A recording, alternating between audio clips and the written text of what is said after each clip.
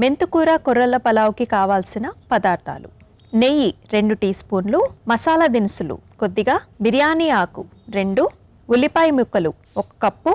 అల్లం వెల్లుల్లి paste 2 tea స్పూన్లు, పచ్చిమిర్చి 2, క్యారెట్ ముక్కలు 1 కప్పు, బీన్స్ 1 కప్పు, పచ్చి బఠానీలు 1 కప్పు, ఉప్పు కొద్దిగా, పసుపు 1 టీ స్పూన్, జీలకర్ర పొడి 1 టీ స్పూన్, ధనియాల పొడి 1 టీ స్పూన్, మెంతుకూర 1 కప్పు,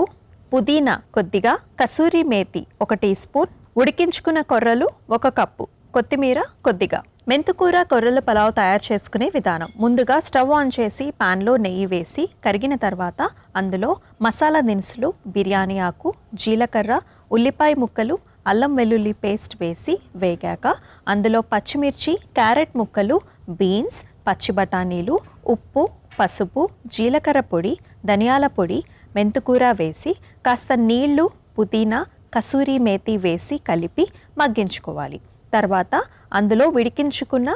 కొర్రల అన్నం వేసి కలిపి సర్వింగ్ బౌల్లోకి తీసుకుని పైనుంచి కొత్తిమీర వేసి సర్వ్ చేసుకుంటే మెంతుకూర కొర్రల పలావ్ రెడీ.